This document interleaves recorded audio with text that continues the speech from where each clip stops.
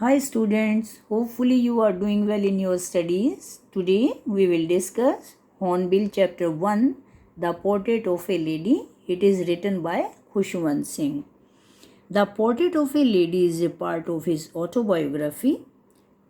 You can see a tribute to his grandmother. He has tried to make the portrait of his grandmother alive. तो आइए सबसे पहले हम थोड़ा सा खुशवंत सिंह के बारे में जान लेते हैं कि वो कौन थे। Khushwant Singh ji Indian great novelist, lawyer, journalist और पॉलिटिशियन रहे हैं। इनका जन्म 1915 में पंजाब की खुशाब डिस्ट्रिक्ट में हुआ था, जो कि अब पाकिस्तान का एक हिस्सा है पंजाब। और 1999 में 84 की उम्र में इनकी डेथ हो गई थी। And in his autobiography author remembers both his grandmother and his grandfather. Grandmother के बारे में उन्होंने बताया है कि 20 ईयर्स से, जबकि उनकी डेथ हो गई है, तब से उनका जो पोर्ट्रेट लगा हुआ है वॉल पे, उसमें उन्होंने हमेशा रिंकल्ड ही पाया, उनको ओल्ड एज में ही देखा है। इसलिए वो रिवोल्ट कर जाते थे, कभी कभी उनको विश्वास ही नहीं होता था, अनबिलीवेबल था कि वो कभी जो है पास्ट में यंग और प्रीटी भी रही होंगी। इसके साथ साथ ऑथर ने अपने ग्रैंडफादर के पोर्ट्रेट को, जो कि ड्राइंग रूम में लगा हुआ था, उसको भी उन्होंने लाइवली चित्रण किया है कि कैसे उन्होंने एक बिग टर्बन, लूज क्लोथ पहने हुए हैं और वो एटलीस्ट 100 ईयर्स ओल्ड लगते हैं। ऑथर ने अपनी ग्रैंड मदर को कैसे चरित्र चित्रित किया है। She was short, fat and slightly bent in nature. अगर हम फिजिक की बात करें तो वो शॉर्ट, फैट और थोड़ी सी बेंट थी, स्लाइटली बेंट, एज की वजह से हो जाता है। Her silvery white hair was scattered over her wrinkled face. और उनके रिंकल्ड फेस, रिंकल होता है झुर्रियाँ पड़ जाना ओल्ड एज की वजह से, तो रिंकल्ड फेस के चारों ओर उनका जो सिल्वरी वाइट हेयर था वो स्कैटर्ड होते थे, बिखरे होते थे। He remembered her hobbling around the house in spotless white clothes with one hand resting on her waist to balance her stoop and the other hand busy counting the beads of her rosary. उनको अच्छी तरह याद है कि कैसे वो spotless white clothes, यहाँ पर ये प्योरिटी का सिंबल है कि अपने बहुत ही सुंदर नीट एंड क्लीन कॉस्ट्यूम में वो घर में हुबलिंग करती रहती थी। हुबलिंग करना होता है लिम्पिंग करना, ठीक से चल नहीं पाना। एंड एक हाथ अपनी वेस्ट पर वो रख लेती थी बैलेंस बनाने के लिए, और दूसरे हाथ में उन्होंने रोजरी ले रखी होती थी जिसकी बीड्स को वो काउंट करती रहती थी। In other words we can say कि वो माला जपती रहती थी। She was like winter landscape in mountains. कितने सुंदर ढंग से उन्होंने अपनी ग्रैंड मदर को एक्सप्लेन किया है, कंपेयर किया है कि माउंटेन्स में जो विंटर लैंडस्केप होते हैं उसके जैसी वो सीरीन और प्योर दिखने में लगती थी। We can divide the lesson into 3 parts to understand it clearly. आप यहाँ देखेंगे कि 3 नंबर का, 3 थिंग्स का बहुत ज़्यादा इम्पोर्टेंस है यहाँ पर। So first we will take their village life, author's childhood with his grandmother. His parents had gone to live in the city, leaving him behind the village under the care of his grandmother. She would get him ready for school and would also feed him with chapatis. The school is attached with a temple.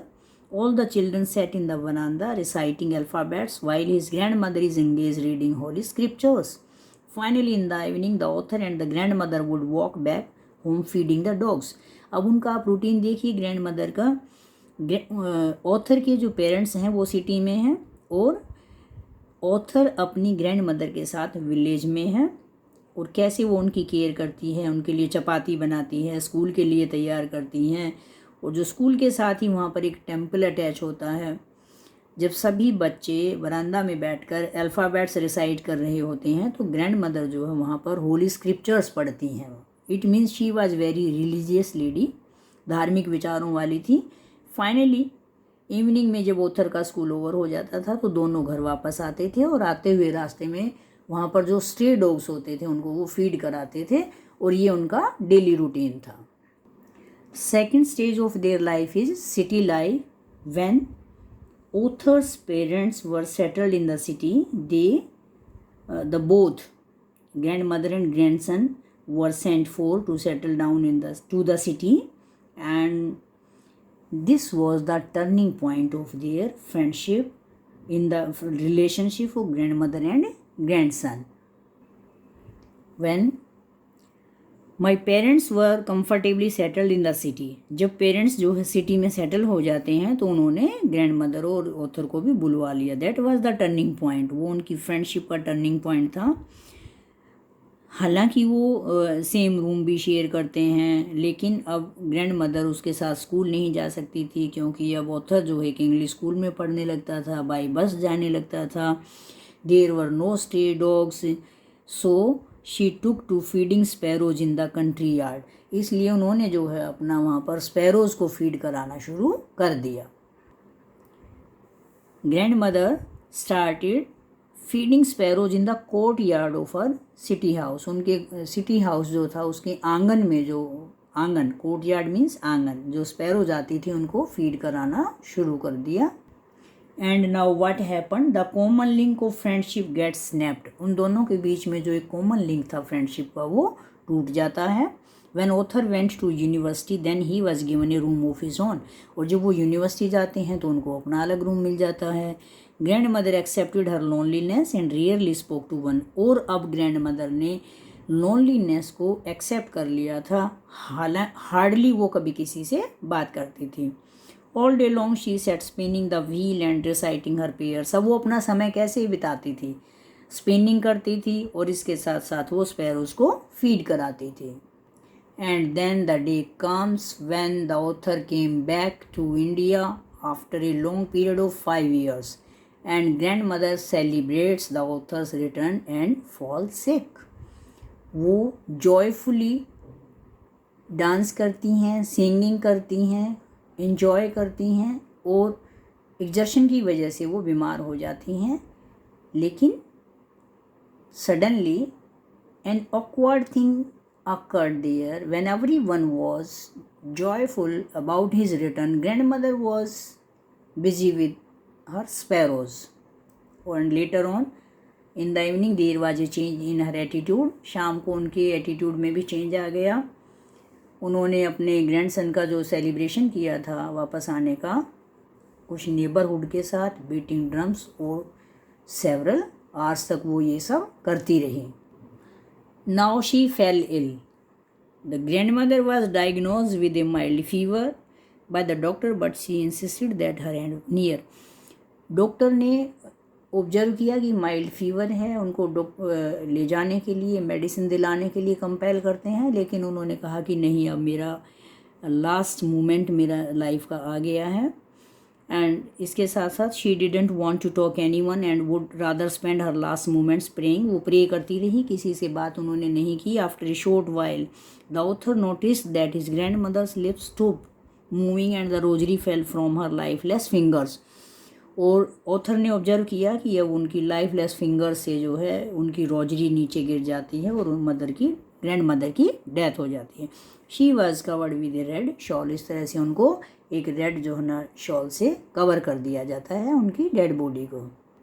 And the last part of the chapter is the sparrows mourn her death. जिन sparrows को grandmother daily feed कराती थी, जब author और उनके कुछ near dear family members grandmother की body को ले जाने लगते हैं तो वहाँ पर बहुत सारी स्पैरोज आ जाती हैं. Surrounded the grandmother's body. और उन्होंने ग्रैंड मदर की बॉडी को सराउंड कर लिया, उसके चारों ओर बैठ जाती हैं साइलेंटली.